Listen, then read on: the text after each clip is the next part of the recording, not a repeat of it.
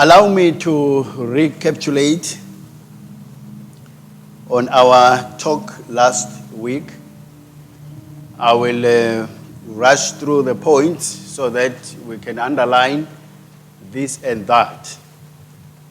We were looking at 6 things that God, through His grace, has helped me to stand.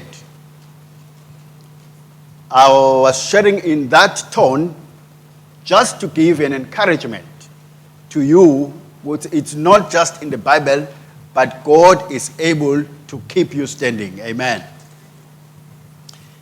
We talked about an encounter, that you need to have an encounter with Jesus. You need to know you are born again. That encounter empowers us. And it brings a transformation in our lives. Many times we conform, we are not transformed. Because we lack that encounter, that born again spirit in our lives. We looked at keeping the fire burning. These are things or tools that help me to stand, or that has helped me for over all those years to stand. Despite all the trials, despite all the temptations, it is possible to stand in Christ. Amen. Keep the fire burning. We looked at the Word, having time with God in the Word. One aspect that I want to bring today in that element is that the best time to spend with God is early in the morning. We copy that from Christ. I'm not a morning person. I realize that when I try to make time with the Word, when everybody is awake, it's tough, it's difficult. But when everybody is asleep, it gives you a lot of cool and undisrupted time with the Lord. Amen. We looked at prayer. Some of us pray and hit everything near us. Some of us pray cool. I remember Babengambule Majas did.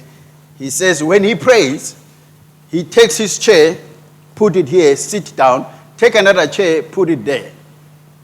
And then they talk. If you come pass by, you will think, who is he talking to? He says, I'm praying. I'm talking to my Lord. We are looking at issues. What is lacking? We are talking. Amen. And then you give yourself time to allow the Word of God to penetrate your spirit and your soul by meditating and thinking on that Word. We looked at also praying in tongues as one tool that God, or weapon that God has given to us as a church. Point number 3, we looked at hearing and obeying. Any great man of God you will meet is a man that has done that. He has heard and obeyed what God has said. Amen. You and I are bound for greatness as we tune ourselves to hear and obey what God is speaking into our lives.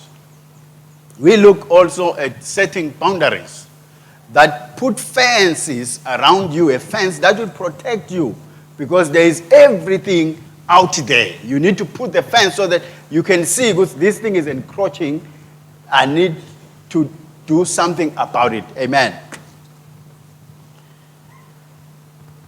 And then I challenge you also to be involved. Do something. Get your hands on something in the kingdom. Winning souls and discipling them is not a burden. It is an excitement that each day we ask the Lord, Lord, let me meet somebody that I can lead to you. Each day, Lord, help me win. What can I do to win my friend, my neighbor, my brother? So that should come out of an excitement from the life that Jesus has already given us. Amen.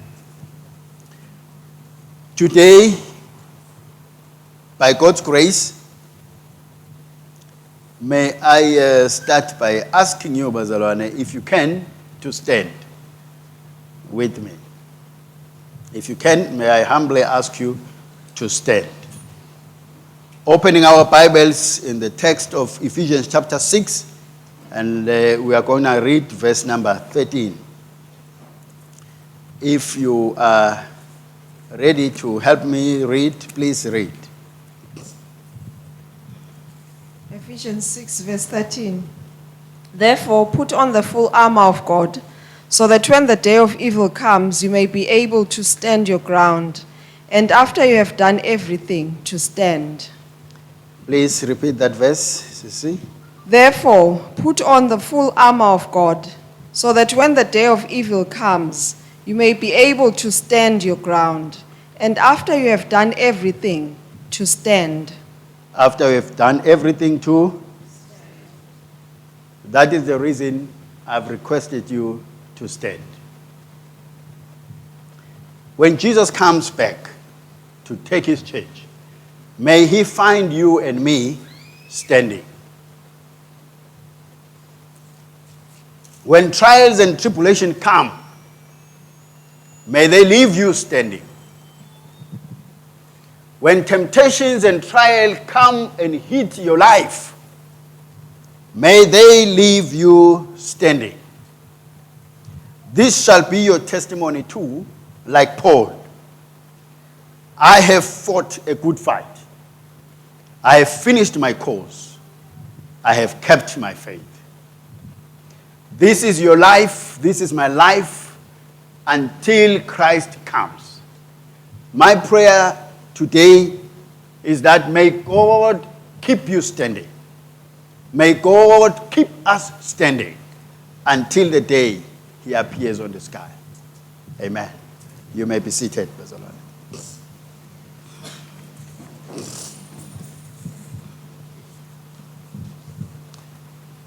I've titled this message,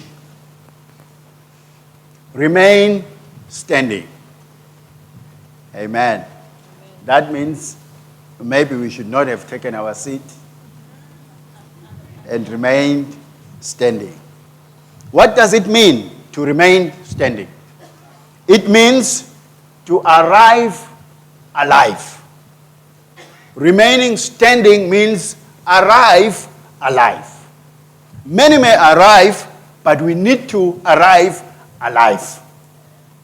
What does it mean to remain standing? It means to continue until the end. There are forces that are pulling you down, pulling you all directions, but may you remain standing. May you continue until the end. Hebrews 3:14 says, "For we are made partakers of Christ if you hold the author or the beginning of our confidence steadfast until the end." We shall hold until the end. Romans 8:35, "Who shall separate us from the love of Christ? Shall tribulation, distress, persecution, famine, nakedness, peril, or sword? As it is written, for thy sake we are killed all day long. We are counted as sheep for slaughter. Nay, in all these things we are more than conquerors through him that loved us." Whatever may come our way, we are more than conquerors through him that loved us. What does it mean to remain standing? It means to live a life worthy unto the Lord. To live the life that God intended or wants us to live until he comes. Thank God for the happy days, the happy weeks, but I want to challenge you today to live the life worthy unto God until Jesus comes. Say amen. We will learn, Bazalwane. It sounds heavy to others, but if you can live right 1 hour before God, you can live the whole day. You can live the whole month. You can live until Christ comes. My challenge and focus today is in that latter part. that we may walk in a manner worthy unto the Lord. Colossians 1:10, that you may walk worthy of the Lord unto all pleasing. Let our walk be worthy unto the Lord. We, as born again children of God, cannot walk anyhow, but we are to walk in a manner that is worthy unto the Lord. Now, the scripture says, should I say, unfortunately, unto all pleasing. Not unto some, but unto all, which means our life is to be a life that is pleasing unto God every single time we live in this earth. Amen. May God say to you, as he said to his son, this is my beloved son, this is my beloved daughter, I am well pleased. That is the testimony that heaven has written regarding you and me. I am well pleased in you. I'm well pleased in you. That is the call and the life that God has called us to live. It takes a conscious decision, Bazalwane, for us to live like that in the world that we live in. Every day we are bombarded with all manner of things that draw our attention, that paints a picture that seems good and better to live by. But I want to remind the church today, we have been called to live in a certain way, in a way that is worthy unto God, unto all pleasing. Despite what is happening in the world, you and I have been empowered to live that life that God is calling us to live. 1 Peter chapter 1, may we read from verse number 13. Please help me read on that one. 1 Peter chapter 1, from verse 13. Yes. Therefore, with minds that are alert and fully sober, set your hope on the grace to be brought to you when Christ Jesus is revealed at his coming. As obedient children, do not conform to the evil desires you had when you lived in ignorance. Do not conform to the evil desires we had when we walked in ignorance. This means there was a time when we walked and lived anyhow.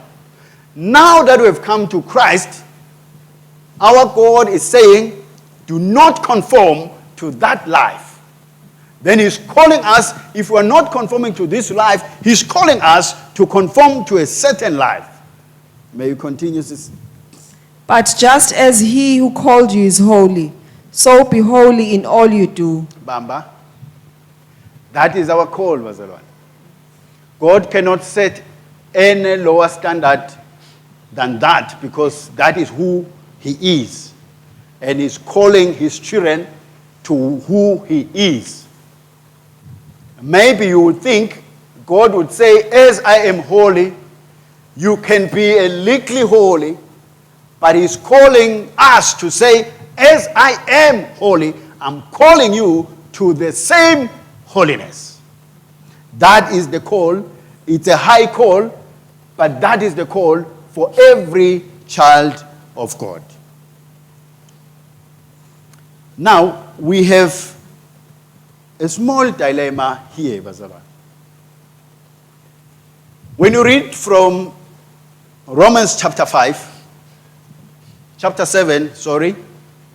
we find Paul there say, maybe let's read that.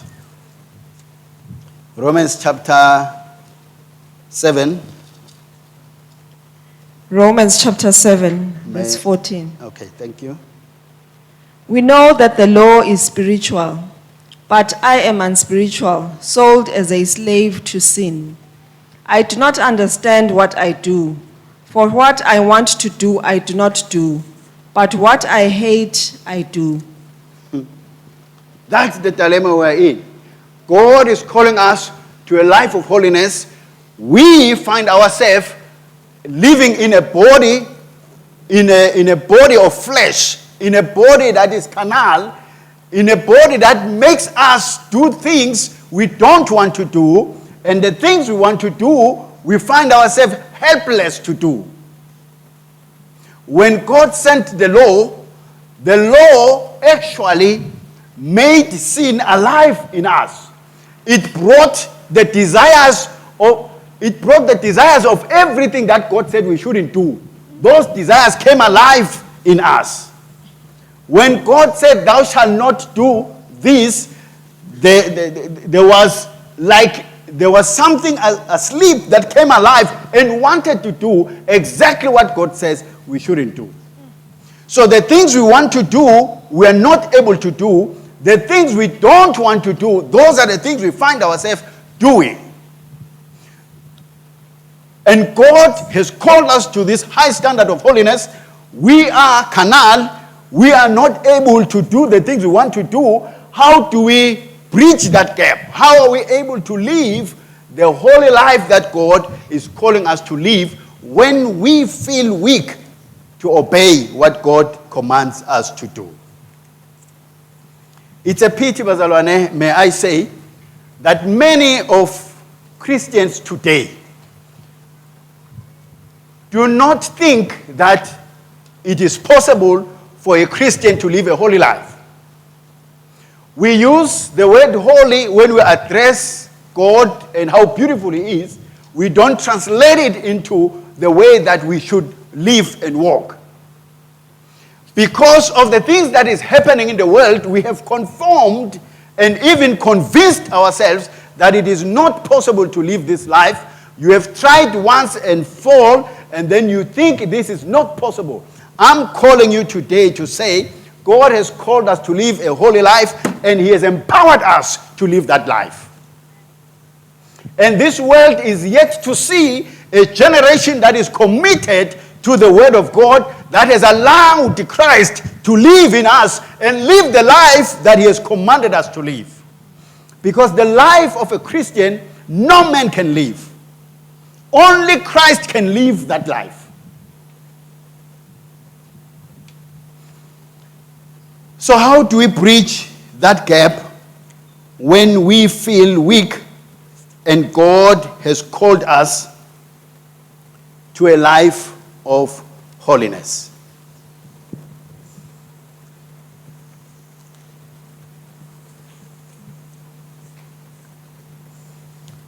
The greatest challenge in our lives, Bazare, is twofold. One is the challenge of sin. Two is the challenge of unbelief. There is sin that comes and choke our life so that we are not able to move in the direction or in the way that God calls us to live. And then there is unbelief. Unbelief is not believing what God is saying. We see that from the children of Israel when they came out of Egypt. God was leading them to Canaan.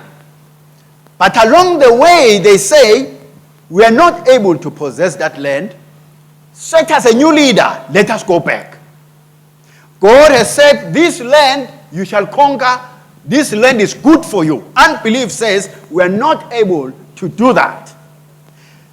Hence, many of them died in the wilderness because of unbelief.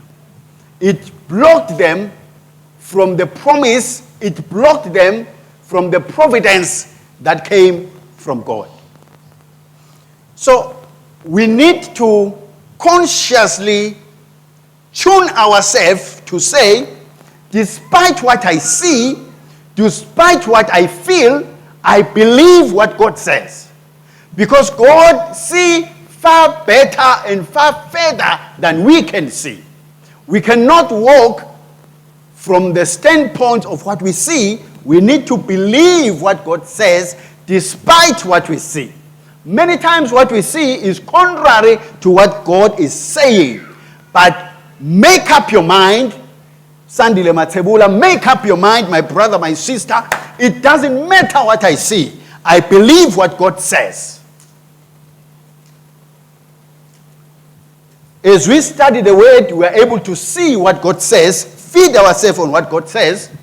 Then we have one more challenge that we have to deal with. It is the challenge of sin.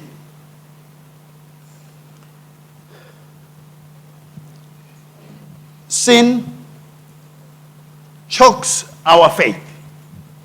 When there is sin in your life, it is hard to pray. It is hard to believe that God heard you when you pray. Sin steals, kills, and destroys. Maybe the reason our life is not going in the pace we desire, we have allowed something in our lives to steal, to kill, and destroy, to deceive, to derail, to delay, and destroy our lives. That is the potential of sin in the life of a believer. So God is calling us to live in holiness so that He renders sin powerless in our lives.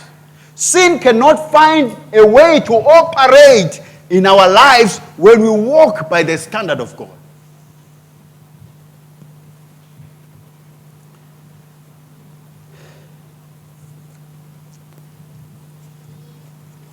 How then do we bridge this gap?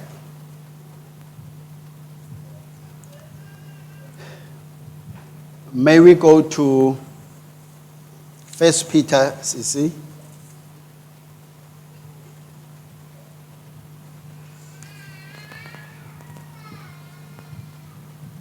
Okay, let's start from 1 John chapter 3, verse number 9.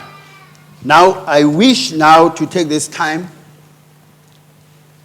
and look at how God has enabled us to live the life that He has desired for us. 1 Peter, 1 Peter chapter 1, verse 13. Therefore, with minds that are alert and fully sober, set your hope on the grace to be brought to you when Jesus Christ is revealed at His coming. Where are you, Sisi? 1 Peter? 1 Peter chapter 1, verse 13. 1 Peter chapter 1, verse 23 as well. Okay. For you have been born again, not of perishable seed, but of imperishable, through the living and enduring word of God. Okay. Please, may I say this, Brother? This is the gist of what bridged the gap between a holy God and a man of flesh, a man who calls himself a carnal to live a holy life. One of the burdensome, cumbersome things to do as a Christian, it is to try to live or to try to be holy. That is so painful, and unfortunately you never arrive. Give you an example. I will quit this, I will quit this, I will quit that. Then I will do this, I will do this, I will do that. That is heavy. That is cumbersome. That is what the law was doing between the children of Israel and God. The law came and they were trying to fulfill what the law was saying, but there was no power inside them to do the things that the law commanded. You and I can never attain to holiness, no matter how much we try. But what God has done, He has given you and I a new engine inside of you that has power to carry you to the life that God desires and keep you there. From our old small engine, it is so cumbersome to try to live a holy life. The scripture I've read, please read again, Sister. 1 Peter chapter 1, verse 23. For you have been born again, not of perishable seed, but of imperishable, through the living and enduring word of God. Number one, on what we can do or what has been done to bridge the gap. You need to know that you believe that you are righteous. Believe that you are holy. We are to live a holy life. The starting point is that you and I must believe that you are holy. Don't try to be holy because you will never attain to that. But God has made you holy. Believe that. We have been born again, which means God has taken the sinful nature from us, the sinful heart. He has taken that one and has put a new heart in us, a righteous heart, a holy heart. That was the start point of God, is to operate you and take the heart that caused you to sin, take it out, and then take a new heart, put it in there. The heart that loves God, the heart that wants to please God. Ephesians 4:24. Ephesians chapter 4, verse 24.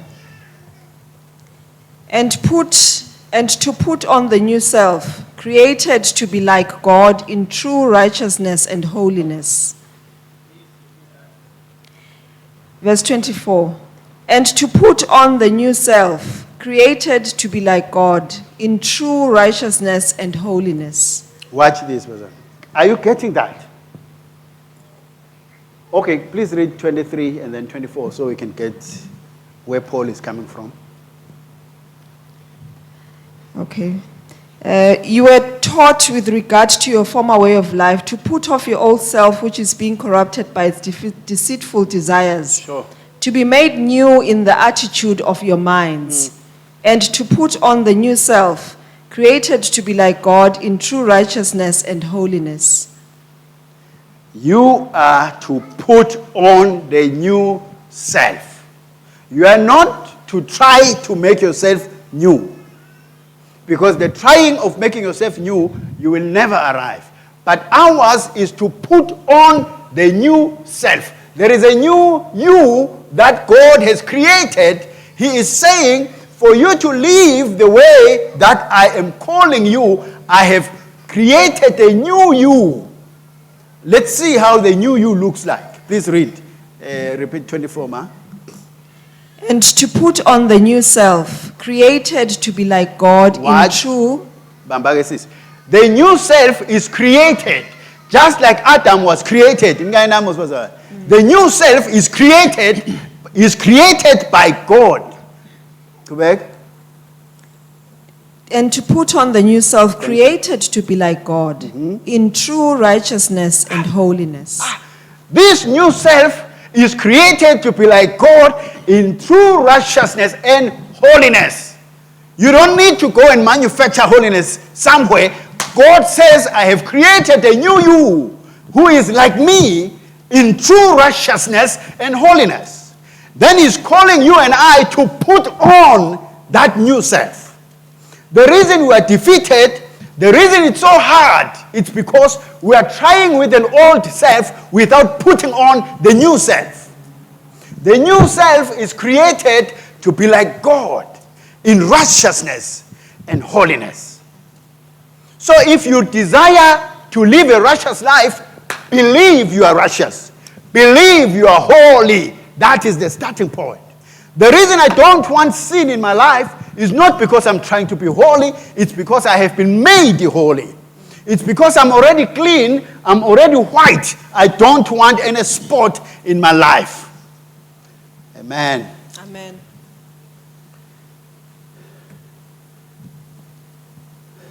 Ezekiel, can you go? This is, no, let's start from 1 John 3:9.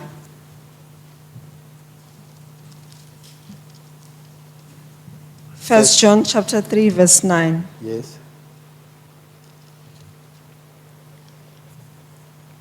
No one who is born of God will continue to sin, because God's seed remains in them. They cannot go on sinning, because they have been born of God.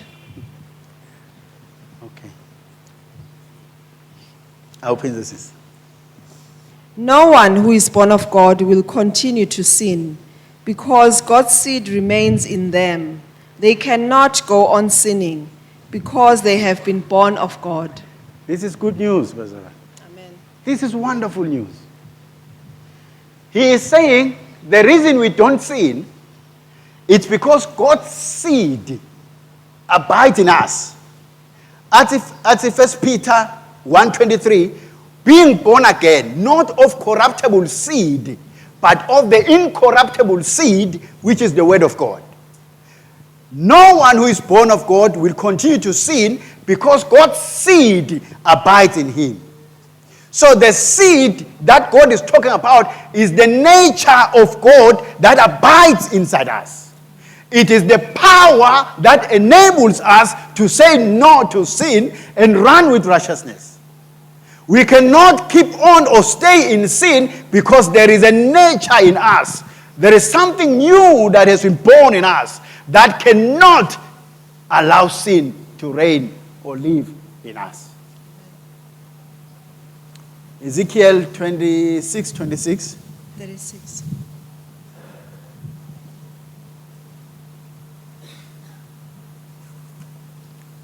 Ezekiel 36, 26 to 27.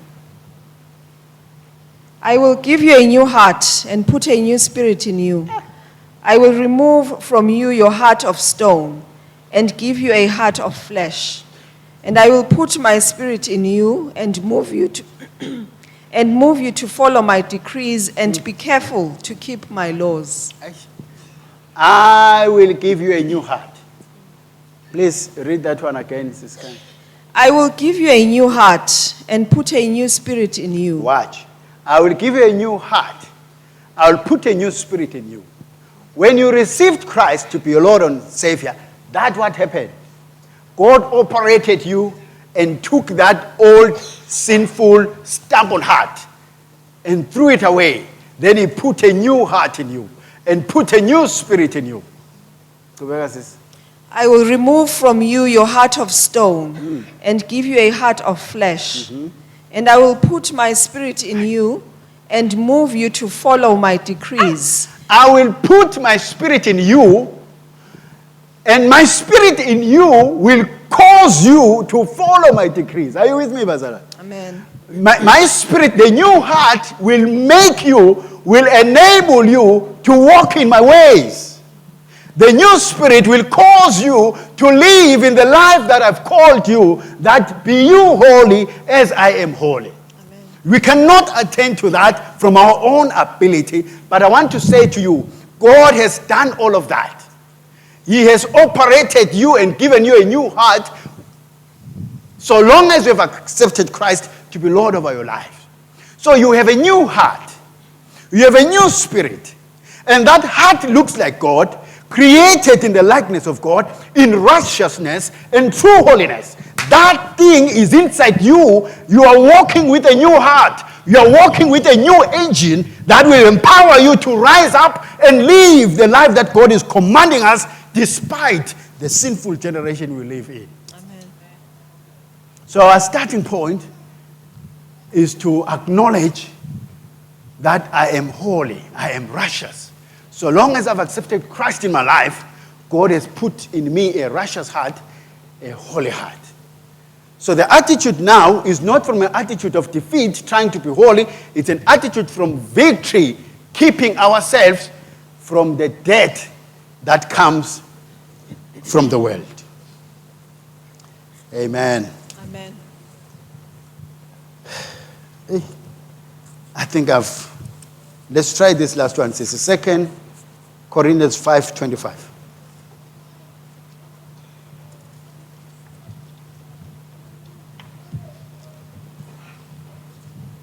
Second Corinthians chapter 5, verse number 21, 27, 29. For he was made to be seen.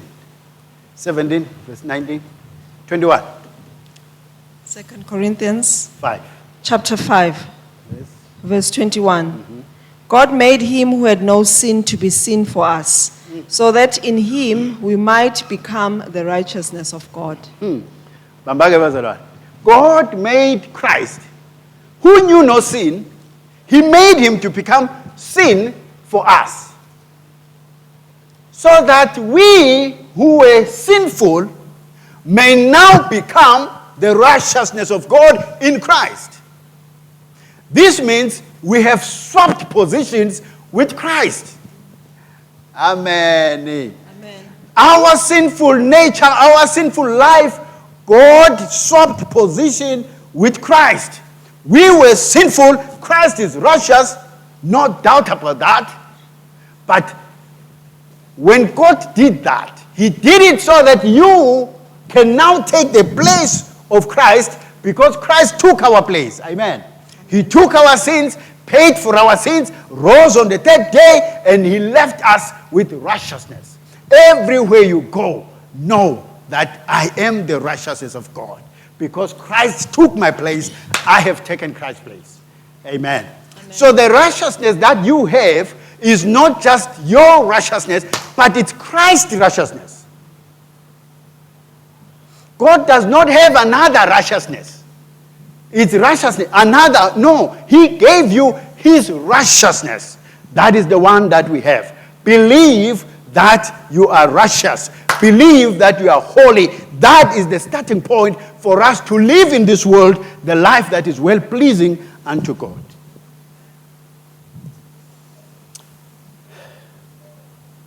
Believe you are righteous. Can you say that with me? I'm righteous. I'm righteous. I'm the righteousness of God. I'm holy. I'm washed, clean by the precious blood of Jesus. I'm a new creation, born again by the incorruptible word. That is who you are. If you allow that nature to come alive in you, it will not be a burden to walk in the high call that God has commanded us. Amen. Number one, believe you are righteous. Number two, walk in the Spirit. Now, everything I've talked about you being righteous and holy, that has been done by God. He did a perfect job. You don't need to add anything to that. Amen, Mazara. It's finished product. It's wonderful.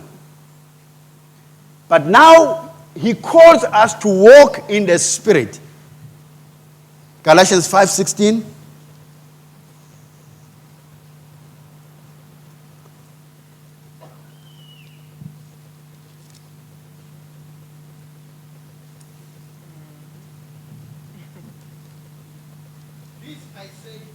Okay. Are you close, Sissy?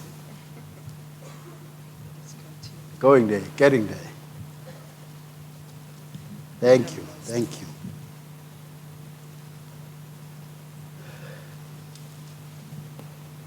Okay, let me help you.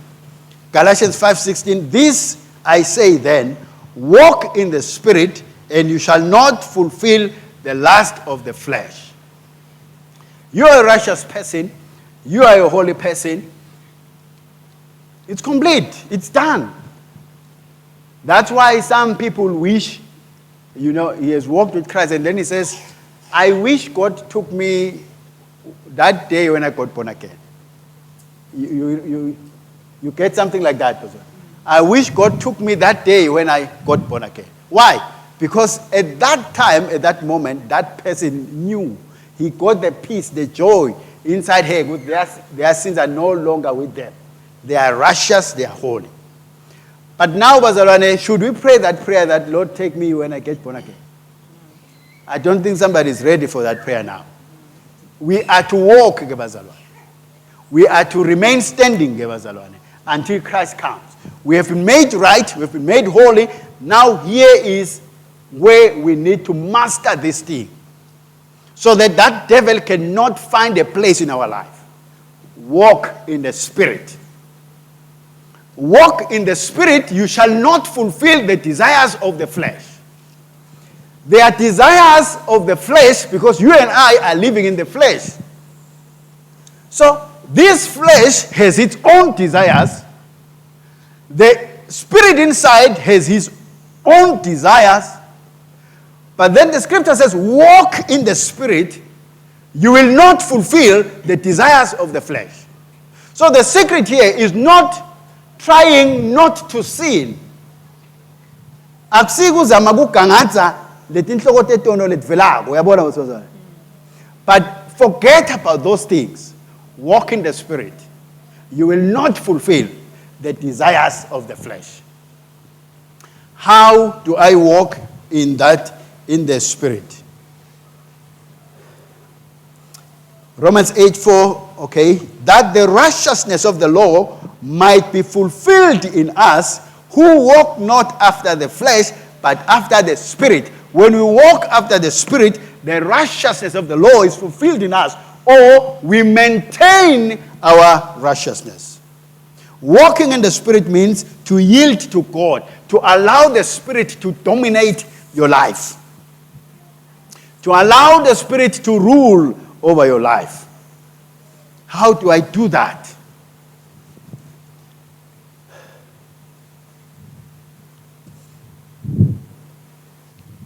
John chapter 6, verse 63. The flesh profited nothing, but the spirit gives life. The words that I speak unto you, they are spirit and they are life. The flesh profits nothing. The spirit gives life. The words that I speak are spirit and they are life. So we walk in the spirit when we walk in the word of God. Every day when you make time with God in the word, you are feeding your spirit, you are allowing your spirit to have dominion over your lives. Like, let's take Jesus, for instance. Jesus was born a baby. Amen, Bazara. He was a baby. I remember one time, the king of that time wanted to kill the baby. So he enlisted soldiers to go hunt for this baby. Then God came to the father or the parent of the baby and said, take the boy away. Go to Egypt. Hey, Jesus Christ. He's being carried away. He's being taken and carried away to a safe place. Then we see the same Jesus grown up now as a boy, but in the temple asking questions. And they were marveling. What kind of a child is this? Are you with me, Pastor? The same Christ. Then we see the same Jesus in the boat with the disciples. There comes the storm. Hit hard on it. He comes and says, peace, be still.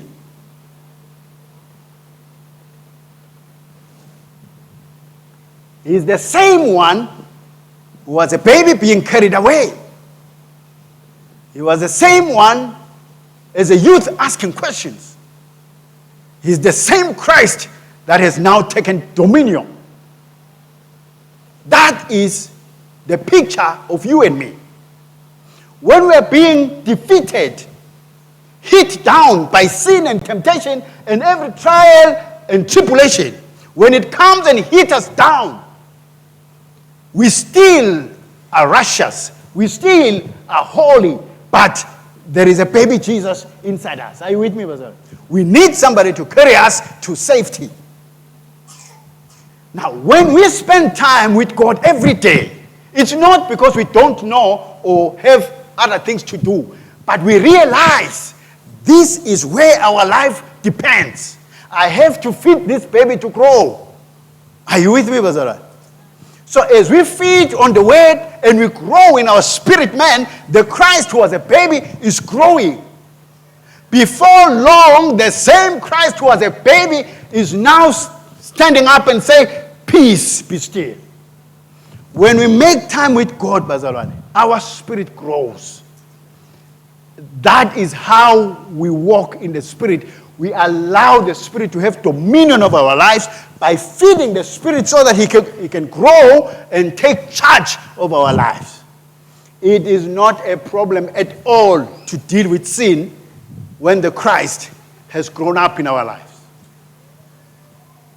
If we don't give ourselves time with the Word and determine to feed ourselves from the Word, we will live a defeated life, bazalwane, despite of the power that is available in our lives. Despite of the power that is able to say, peace be still. But because we are not feeding ourselves in the Word, we have allowed the flesh to have dominion over our lives. But I'm here to challenge you today. Walk in the Spirit. Walk in the Word of God. Feed yourself in the Word. Every day when you face the day, you face it with the Word of God. You allow the Word of God to have dominance and dominion over all areas of your life. Over your mind, you allow the Word of God to dominate your mind. You allow the Word of God to chuck out every thought that says you are cursed. Every thought that says you are a sinner. You say, no, I'm not a sinner. And the thought says, but you have sinned yesterday. But I am not a sinner. I am the righteousness of God. There is a seed of God inside me. I'm convincing myself. I'm allowing the Word of God to rule my thoughts, to rule my emotions, to rule my life. I have allowed the Spirit to have dominion over my life. When we walk in the Spirit, we will not gratify the desires of the flesh. Let me tell you, the desires of the flesh, the sinful lust, the lust of every kind of evil will come in your life. But when you stay in the presence of God through this word and through prayer, every dominion of sin dies in the presence of God. We spend time with God because there is power there that is able to rule over sin of our lives. And Jesus says, man shall not live by bread alone, but by every word that comes out of the mouth of the Father. As you feed your body that bread, you must know there is a spirit that needs life. And that life of the Spirit is the Word of God. As you feed your body and grow, feed your spirit to grow. And your spirit will have dominance over your life. The desires of the flesh will die. They cannot live in a child of God who is dominated by the Word. I wish there was another way that I know how to live a life or how to stand or live a life victorious over sin. But that way is that you spend time with God. The greatest attack of the enemy will come with your time with God. If he can disrupt that one, if he can get you to forsake that one, if he can get you to think it is not important, I want you to know the devil has had his foothold over your life. But the day you say, no, the Word of God has dominion over my life, I must spend time with the Word. Do you have that tree for me, Maja? Tree? Did you get? Okay. Which one is this one? All right. This tree, bazalwane, niyasibona mos. Sanini amen, bazalwane.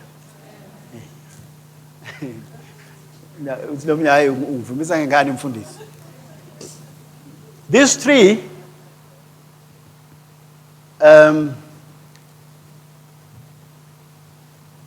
this one, can I start with the other one?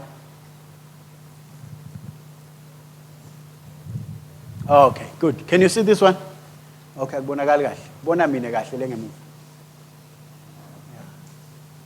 all right, let me show you what is happening here, bazalwane. This tree has shallow roots. The roots are on the surface. Are you with me, bazalwane? They are on the surface, but the tree is there, the tree is green. What that is saying is this. It's green, it looks it has life. Until drought comes, until a storm comes and heat over that tree. When the wind blows, that tree is easy to uproot and it falls down because it has no roots. Are you with me, Pastor? When drought comes, this tree will dry out because it has no source except on the surface. That's what happens when we do not give ourselves time in the Word. Our roots are shallow. It's okay when there is no trouble. It's okay when there is no temptation. But once trouble and temptation comes, that tree will fall, that tree will go dry. Can we get to the other one? Wonderful. When we spend time in the presence of God, the roots grow deep. The roots go down. When I spend time with God each and every day, if I fail today, I'm rising to it the next day. If I fail this morning, I'm going to it in the evening. Are you with me, Bazalwan? My fight is to come in the presence, is to hear a word of God. As I do that each day, that is watering my tree, and the roots are going down. Because what makes the roots to go down is the water, and that water is the word. If you water that tree, the roots will grow down. You keep watering it, the roots will grow down. Until the roots get down where they can draw water on their own. If there is a tree in your home, tell me when last you watered that tree. If it's an avocado tree that's already bearing fruits, did you water it last month? Last year? You never bothered to water it. Why? It has developed roots deep enough to draw on its own water down there. That's what happens to you, child of God. As you spend time in the Word of God, the roots are developing. The roots are going down. The roots are going down. When the storm comes, it will hit the leaves. It will hit the branches, but the roots are standing strong. Amen, Bazalwan. When drought comes, everything else will dry out around you, but you are drawing water down there. In the midst of a storm, in the midst of trouble, in the midst of drought, there is life in you because you are drawing that life down deep from Christ. We get that deep as we spend time with the Word. I have not seen a Christian that is strong who does not spend time with the Word. I've not seen a man, no matter how much manners you can have, no matter how much boundaries you can have, you cannot stand the taste or against sin and the devil without the Word of God, without the power that comes from God. We are called to this life to walk in the Spirit. You get to that point, Bazalwane, where, and this thing is not a one-day thing. It's a life. It's for life. So long as you fight for your time with God, you have a strength to face every day. Amen, Bazalwane. It doesn't matter, Bazalwane. Even if the enemy can get you to fall, it doesn't matter. The same God will pick you up and will remain standing. But the power for us to stand is that we must know and believe we have been created righteous and holy. We must know that we are walking in the Spirit. We are walking in the Word of God, in the light of the Word. Number 3, and we come to an end. Mortify the deeds of the flesh. 1, we are bridging the gap to live that righteous high call from God and our carnality. We are righteous. We walk by the Spirit. Number 3, mortify or kill the deeds of the flesh. Romans chapter 8, verse 13. Can you get there, Sissy?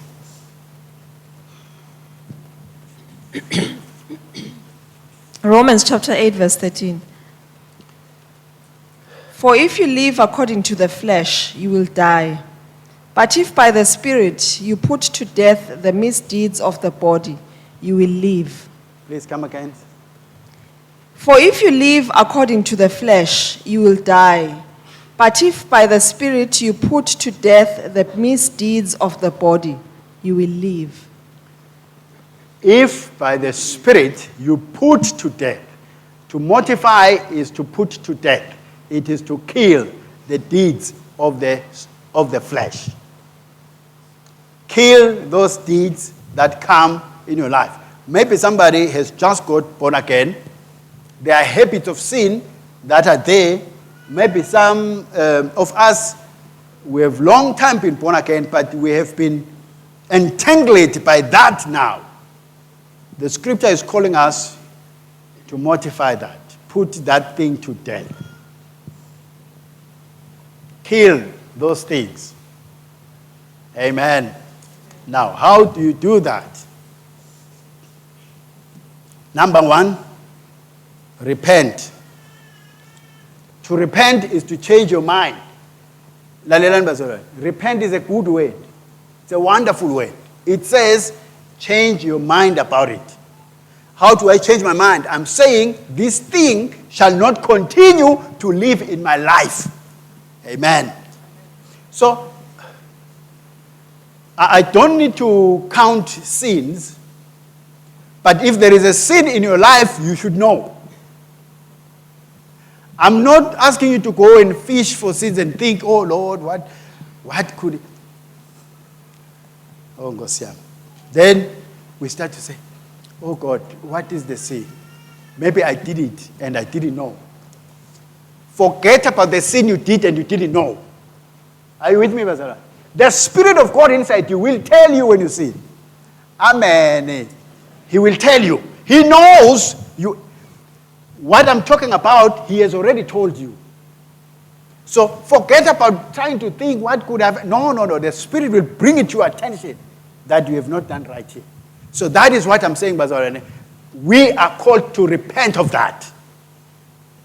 Turn away from that. Say to God, Lord, from today, I will not allow sin to have dominion over my life. I'm getting rid of this thing. It's not glorifying God. I have learned that I'm righteous and I'm holy. I cannot live like this because I've been called to a high calling by God.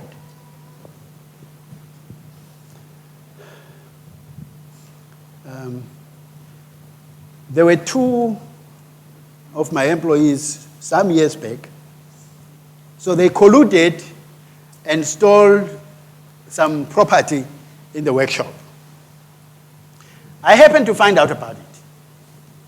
Then I asked everyone, guys, who did this? No one knows. I already knew who did it. There were two. Then I asked this one, Eva, what happened here? I don't know anything in parts. I don't know anything in parts. I asked him for about a week, hoping that he will turn and say, I'm sorry, but I did it. He never did. I discovered later that he never did that because one of the guys, Lakoludanae, was my relative. So he thought, then they spoke and said, we can't say we did this. And this one, who was my relative, said, don't worry about it. Just deny this thing. I will take care of it. I have a way to deal with it. When I came to this one, who was my relative, ready to give him what he deserves, then he said, I'm very sorry. Yeah, okay. Then I came to this one. I asked him, what happened? Nothing, but I don't know anything.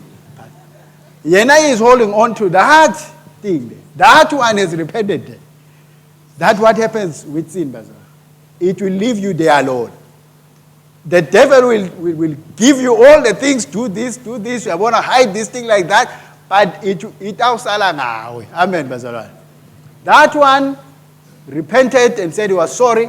I put him back to work. This one, I fired him. I didn't fire him because he has stolen something. I fired him because how do I work with somebody like this? Are you with me, Bazar? So when we come clean before God about our sin, God does not need to go and start afresh. He has already dealt with it. He has already forgiven you your sins. You come to Him and say, Lord, I don't want this sin in my life anymore. And God says there is power in the blood of Jesus that has already taken care of that. I don't want sin to continue to rule in your life. So you repent. Number 2, don't look. Don't look. Hayi bazalwane ti noma ungaphuma uyephi, everywhere you turn. There are adverts everywhere. But for you to live this life, don't look. Awu bazalwane nisekhona yini? Don't what? Don't look.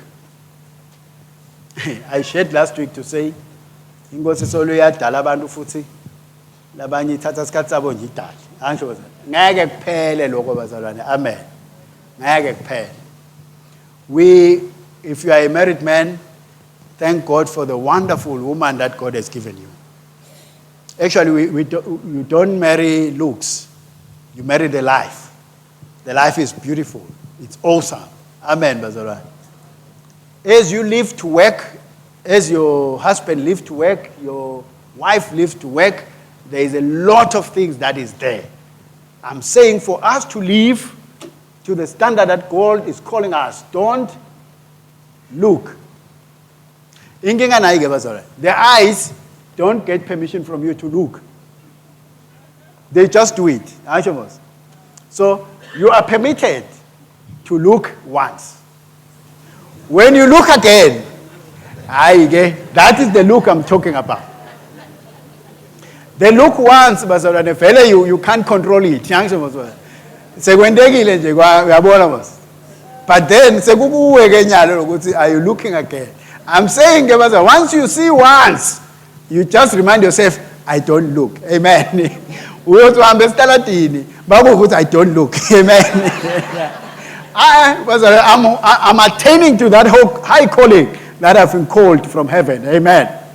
Don't look. That's what messed up the king. He looked. Go read the Bible. He says he woke up in the night and then he looked. And then he saw. Because when you look, it's fine. But when you see, you have looked twice. So don't look. Don't look. Don't touch. Achan touched what God said you shouldn't touch. That thing brought death to his life and his family. Don't think. I have discovered that the best way to deal with sin is to kill it in the thoughts. Don't kill it when the thought comes.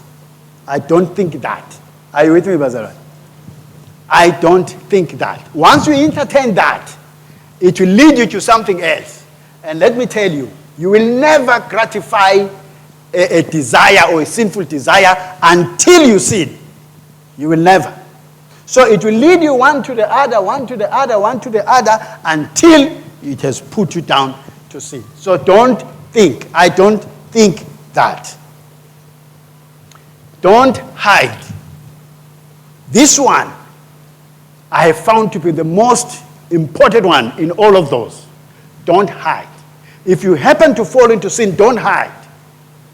That was the mistake that happened in the garden. When they fell into sin, then they what? They hid. When God said, Adam, where are you? He was not asking for location. He knew where they were. He was asking them to come clean and come open. So don't hide. You can hide it from other people, but not from God. When you bring it in the presence of God, it will die. And the desire for it will die. So the best way to deal with it is to bring it in the presence. Don't hide it. Bring it in the presence of God Almighty. Number 6, delete it. If there's any material that causes you to walk contrary to the high call that God has called us, delete it. It is in your phone, it's in your laptop, it's in wherever. Delete it, let it not be there. Amen, Bazalwa. I remember that last week I shared, there was a number that I took in there, and then I did what, Bazalwa? Deleted it. When I deleted that thing, it stopped. It was never trouble to me again. Amen.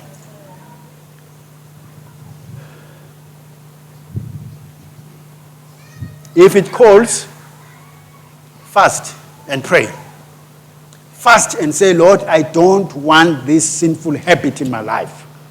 Take a day, take 2 days, take 3 days. There is power available to deliver you there. Amen. We have been called, Bazalwane. How glad you will be when Christ comes and find you steady. Taste and see that the Lord is good.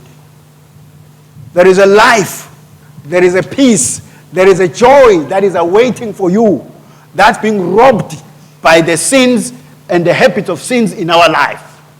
When we rid ourselves of all those things and come to live in the high calling of God, there is a life, there is a peace, and there is a joy that is waiting for us. I took a walk with my young one, the girl. When I was doing my prayer walks, then this day I said, okay, let me go with her. This is what I learned. The moments we started going, she raised up her hand and held my hand. And then I discovered that her hand can only hold 1 or 2 of my fingers. It's tiny. It can't hold much. It's holding there. Pretty soon, I was the one that was holding her from the arm. She's holding my finger. I'm holding her from the arm. Because if she happened to trip while she's holding me, that pressure is not enough. She can't sustain on holding me.